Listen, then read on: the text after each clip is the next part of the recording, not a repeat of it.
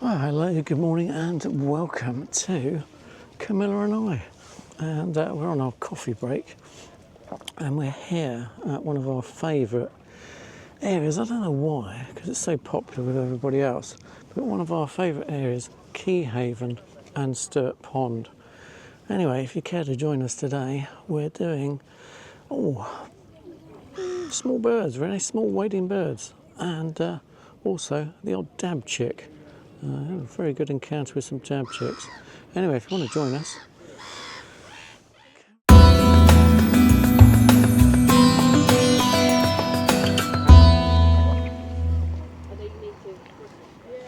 Well, I've already had some interesting encounters today, which I'll explain later on.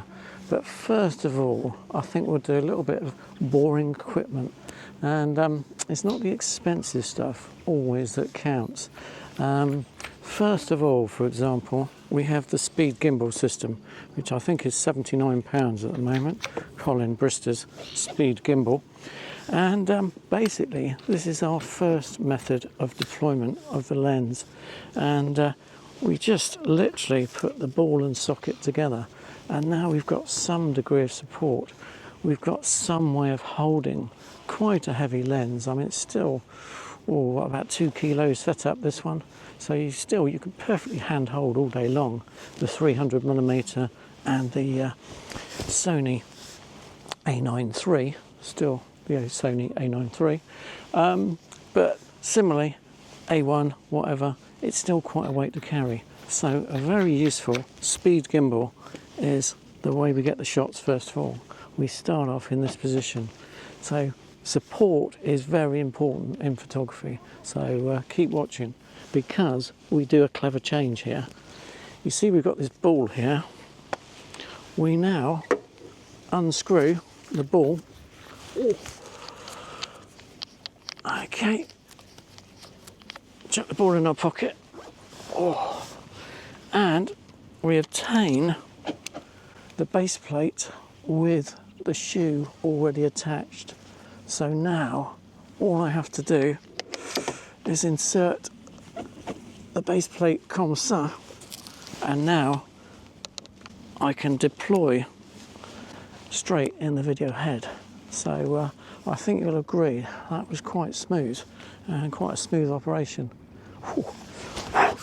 So anyway, that's not the only tip we're giving away on Camilla and I today.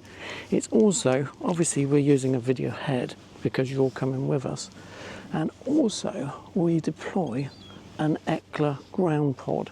And I think... Yeah, Swan's getting in the way, Swan stopped play. But anyway, yeah, so we've got the Eckla Ground Pod with another VH10X Sirui video head on it. This is an old one. I don't require the movement so much because I can position the ground pod, so it's not really a problem having the old VH10X head on there. Anyway, all we do is go from the tripod, if you want a really nice low position, and we want to skim the surface. We do that, comme ça, tighten it up, and we've now got an Eckla Ground Pod which we can slide round at base level, getting that beautiful eye level with the subjects. And that's what we've done this morning. Basically, there were 4 dab chicks at Sturt Pond. Whether it was a little family, I'm not sure. Anyway, they're in winter plumage and the lighting's a bit dull, but very nice subject. So I was able to, you don't often get dab chicks quite so close, so it was good to get in on them. I would have liked the Sony A1, A1 II, or even the A1 actually would have done the trick. But the A1 II will have the better autofocus. So anyway, we got in some nice video on these 4 dab chicks and a few shots. And of course, using the pre-capture on the A9 III, managed to get a few of those diving shots of the dab chicks as they dove in.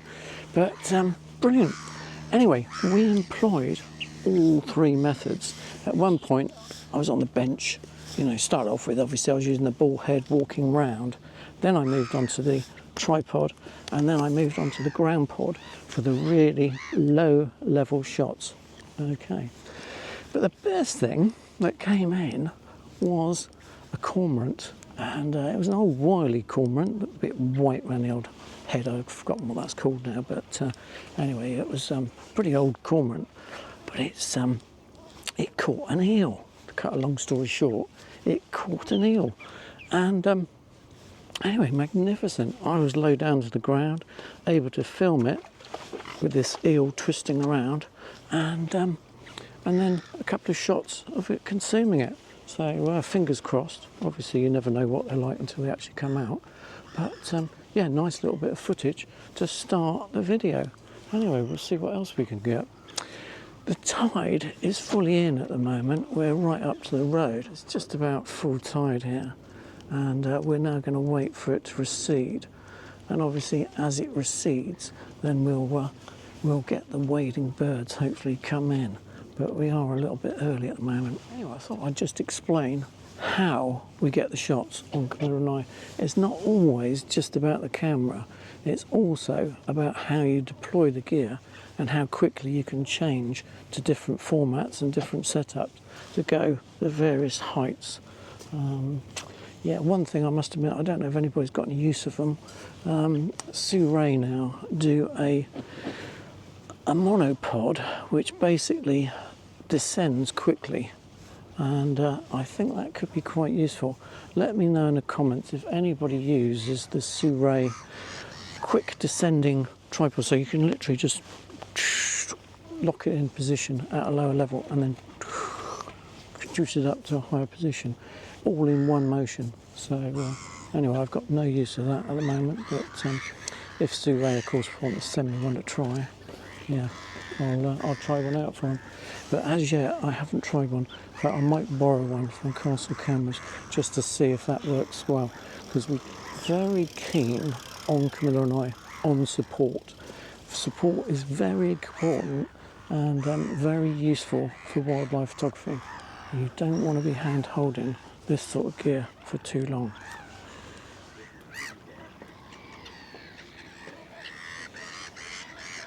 Well, first thing this morning, I've already been pecked by a swan. Unbelievable, so greedy around here. Somebody unfortunately feeds the buggers around here, so they become a bit of a nuisance. I mean, beautiful subject, but yeah, look at this lot. Very annoying. So yeah, got a whole load of swans out. Already blocked the road. And a pile of turnstones.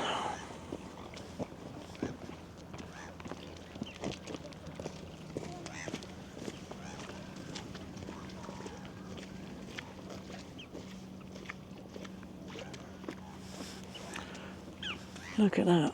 Some local has already been with a truckload of seed for them, and yeah, I think a swan's just going to come in now and hoover up.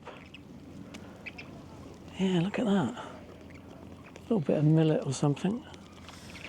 Anyway, yeah, you can see why these guys are here, and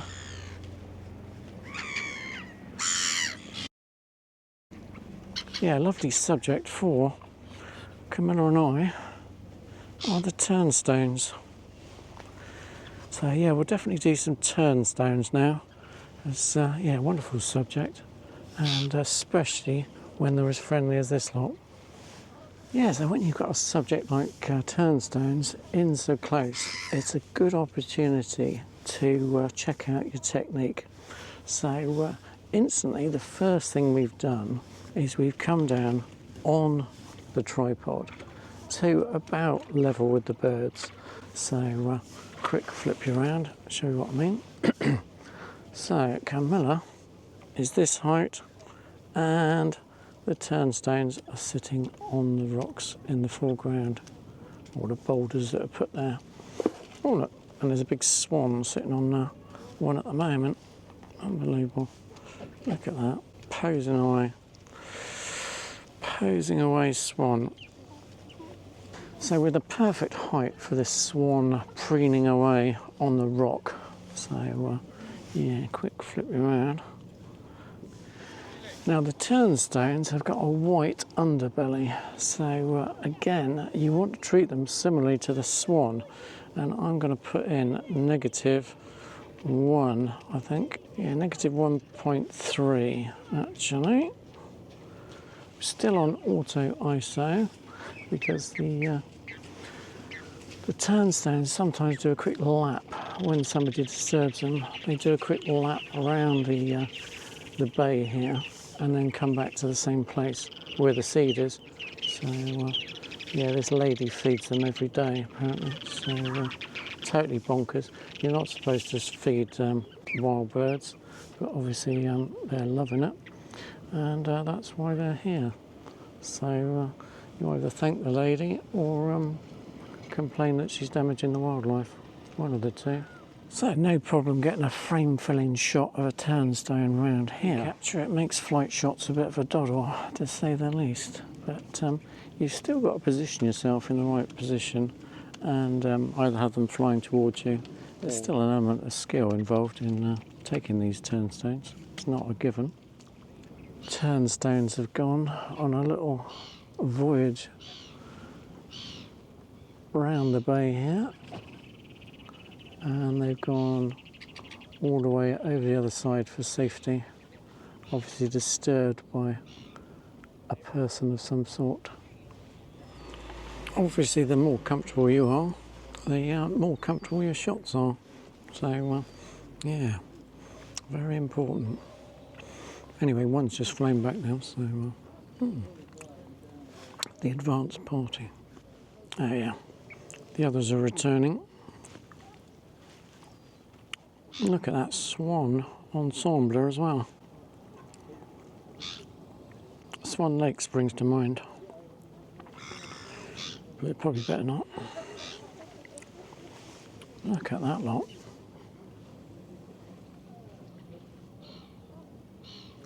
They know where they get fed. Amazing advantage. 60 frames per second. This is. I'm going to miss 60 frames per second, I think, because you definitely do get extra wing beats.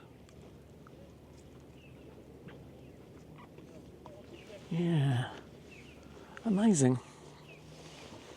Yeah, pre-capture, a tremendous advantage, which I think Olympus came out with first. So anyway, Sony have finally caught up. It's got easy here, I must admit. The turnstones, they just appear on the rocks, and you just line up on them.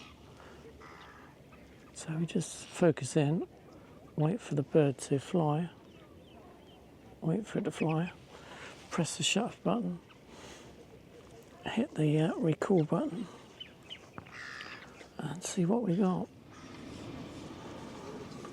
And there we are. Nice background. Amazing.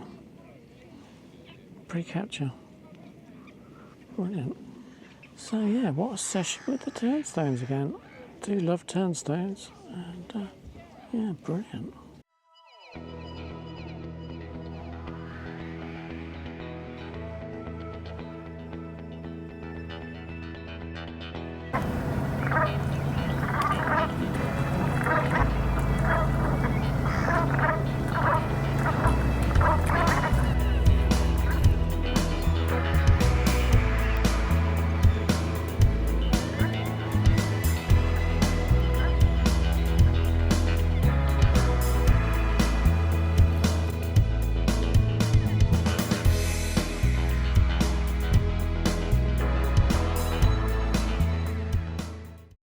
Have a good one. Bye from Camilla and I.